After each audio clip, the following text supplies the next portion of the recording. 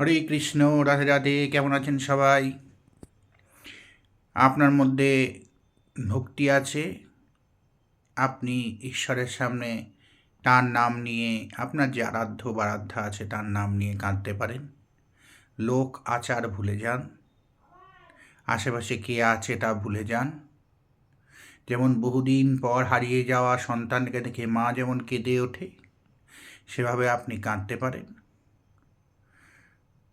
আশেপাশের পরিবেশ ভুলে যান, কোনো দ্বিধা, কোনো সংকোচ থাকে না।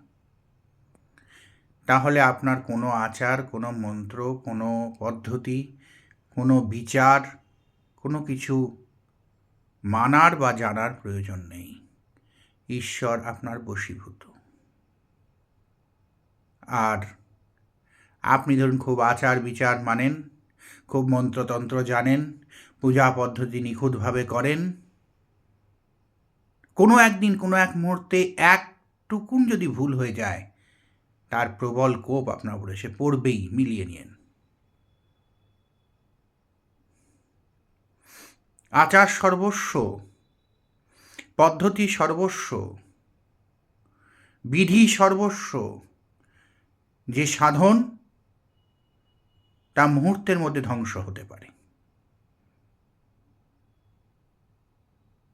কিন্তু যেখানে ভক্তি আছে, যেখানে ভক্তি রস আছে, তা ধ্বংস করে, তা লয় করতে পারে কার সাধ্যি?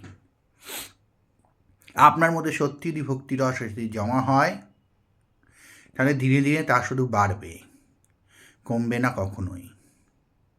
শুধু মনে রাখবেন, ওই যে ভক্তি রস তাকে প্রশ্রয় দেবেন, প্রশ্রয় দিতে হয়।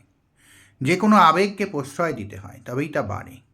এও এক আবেগ, ঈশ্বরের প্রতি টান, ঈশ্বরের প্রতি জন্য ব্যথা অনুভব করা, এ এক আবেগ, তাকে প্রশ্রয় দিতে হয়।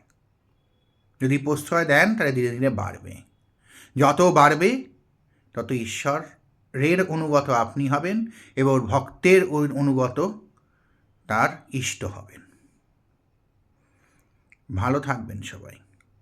রাধে রাধে।